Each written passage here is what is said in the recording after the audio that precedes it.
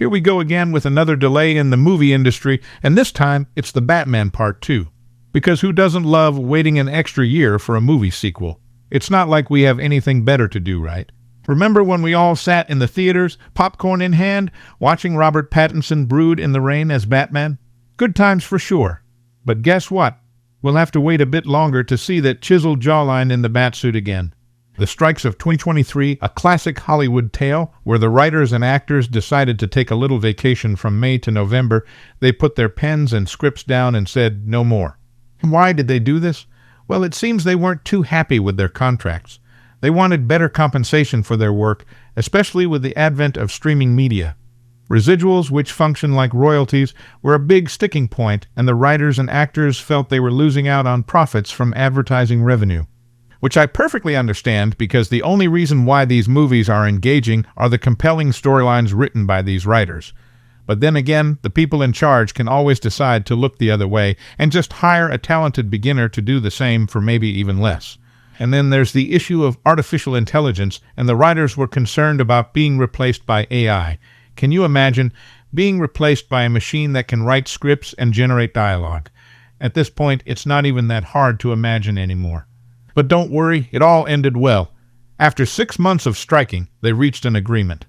The writers and actors got what they wanted, and Hollywood got back to work. And we, the audience, got to wait an extra year for the Batman 2. So everyone's a winner, right? Now the cast of the Batman 2.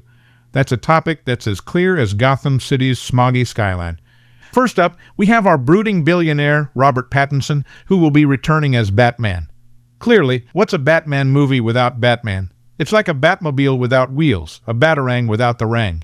Then there's the potential return of Zoë Kravitz as Catwoman, because every Batman needs a Catwoman to keep him on his toes. And let's not forget Jeffrey Wright as Lieutenant James Gordon and Andy Serkis as Alfred Pennyworth, because even Batman needs a support system.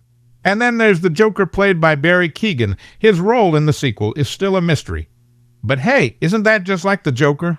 Always keeping us guessing. There's also been rumors that Colin Farrell might be waddling back into the frame as Oswald Cobblepot, also known as the Penguin, and Paul Dano might be back to riddle us this and riddle us that as the Riddler. And let's not forget the villains, because what's a Batman movie without a couple of psychopaths running around Gotham? The Joker and the Court of Owls are rumored to be in the sequel, because, Batman's life wasn't complicated enough. Oh, and did I mention the spin-off shows?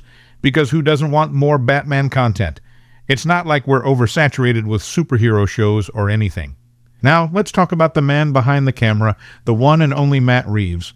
The guy who gave us the monster movie Cloverfield and installments in the Planet of the Apes franchise.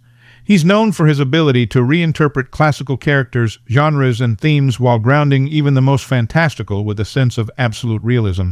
So we can expect some serious depth in the Batman Part 2. So there you have it, folks. The Batman 2, coming to a theater near you, eventually. In the meantime, feel free to rewatch the first movie. Or don't. I'm not your boss.